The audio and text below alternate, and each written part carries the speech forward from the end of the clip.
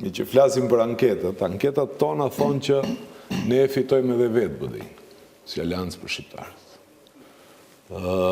Nga ana tjetër, ato anketues që thonë po për Aleancën për Shqiptarët e thonë sepse ndjejnë me zemër dhe me përkrahje të sinqertë. Dërsa BDI-ja s'mund tjetë e sigurt ka anketuesit sepse ka dhe nga ato që e thonë pon për BDI-n nga frika. Dhe BDI-ja është shumë e vetëdijshme për këtë. Diferenca ndërmjet Aleancës për Shqiptarët dhe Bashkimit Demokratik për Integrim në momentin që flasim ne nuk është më tepër se 0.5-0.6%. Dhe për përkthyer ndryshe kjo, një parti që është në pushtet dhe që diferenca nuk kalon 1%-shin sigurt e ka humbin. Dhe këtë e din Bashkimi Demokratik për Integrim, këtë e din gjithë eksponentët e saj dhe do e din akoma më tepër që në 12 prill do vijë edhe një numër i madh i diasporës, e cila do të votoj këtu në Maqedoninë e Veriut dhe për pasojë ato e din që e kanë të humbin. Ideja e koalicionimit të Aleancës për Shqiptarët në një koalicion trepalësh është që edhe diferenca ndaj BDI-s bëhet e madhe. Në mënyrë që rezultati i zgjedhjeve nesër të ketë një qeveri stabile me numra dhe mos na ndodhe si në 2016, kur pa numrat e BDI-s nuk bëhej koalicion, s'kishte asnjë mundësi që pa numrat 10 deputetet e BDI-s që të bëhet në koalicion ndryshe nga koalicioni BDI-VMRO-DPMNE. Dhe ky është shkaku që ne atëherë hymë në mënyrë që të rrëzojmë një gjysmë të keqe, por harruam që një keqe goxha e madhe përsëri ngeli brenda qeverisë.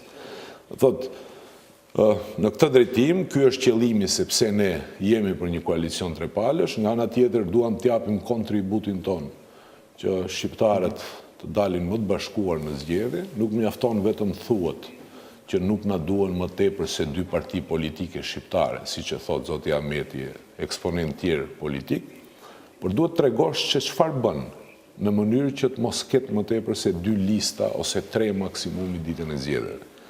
Ne kemi dhënë kontributin tonë si Aleancë për Shqiptarët edhe në zgjedhjet e 2016 dhe kemi pas një koalicion trepalësh, të njëjtën po e bëjmë edhe tani, në drejtim të kësaj është edhe oferta jonë një ndër shkaqet që kërkojmë që të ketë të ndryshojë modeli zgjedhor proporcional me lista të hapura, sepse kjo krijon kushte që tani të dalin, lehtësojnë koalicionimet dhe tani të kemi vetëm 2 lista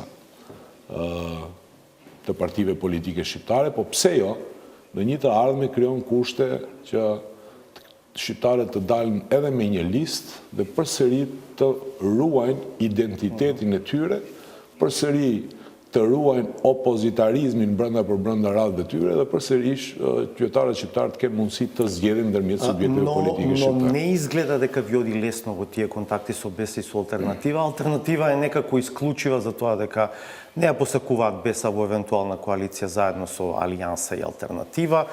Од БЕС еве во оваа студио подпредседателот Кастриот Реджепи рече прво да склучиме ние коалиција со Алијанса, па потоа ќе проценуваме дали ни треба алтернатива. Прашање е дали навистина ќе успеете да се соберете сите на едно купче и како што велите вие да има само 2 листи на изборите? Ne bëjmë përpjekjet tona dhe qëllimet tona duhet ta dinë gjithë qytetarët që janë të sinqerta dhe të pastra.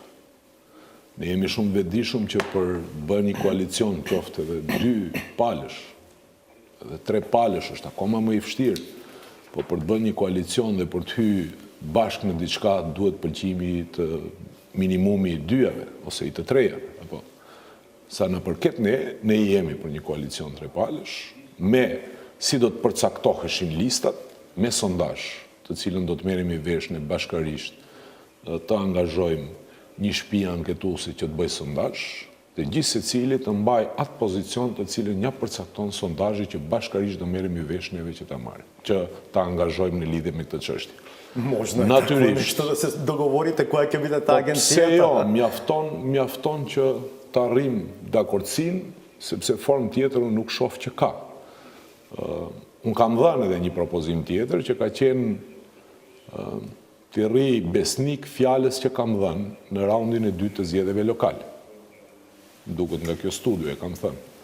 Dhe në zgjedhjet lokale në raundin e 2, përveç se jemi marrëveshë për zgjedhjet lokale raundin e 2 që të përkrahim njëri tjetrin me kandidaturat që ishim gjithandej, Ne kemi zgjatë dorën dhe jemi zotuar që në zgjedhjet parlamentare, kur do që të vinë ato, ne do të hymë bashkarisht në zgjedhje me një ndarje gjysmë-gjysmë. Aleanca me Lëvizjen Besë. Lëvizja Besa së kohë ishte bashkë dhe si ishte e ndarë. Unë nuk besoj që ato do të munden bashkarisht që ta ndajnë atë gjysmën për ty në koalicion. Por unë në parim jam dakord që sido që të merren vesh ato të dyja, të respektojmë atë fjalë të dhënë dhe dorë të zgjatur. Nëse kjo s'vlen, duhet vlen sondazhet. Ne jemi të gatshëm nga ana tjetër, sepse vlerësojmë dhe kështu e tregojnë gjitha sondazhet që diferenca jon ndaj të dy partive është në goxha e madhe. Ne i konkurrojmë Bashkimit Demokratik për Integrim dhe jo subjekteve tjera politike.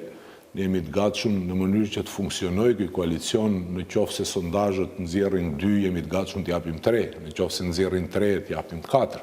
Vetëm e vetëm që të japim kontributin tonë që ky koalicion të funksionojë. Por unë them edhe tjetrën, pafundësisht është e sigurt që këto ofertë tonë nuk do të çojmë. Besoj brenda një jave ne do ta përmbyllim për korrektesë edhe ndaj opinionit dhe do dihet saktë me këtë do të bëj koalicion Aleanca për Shqiptarët.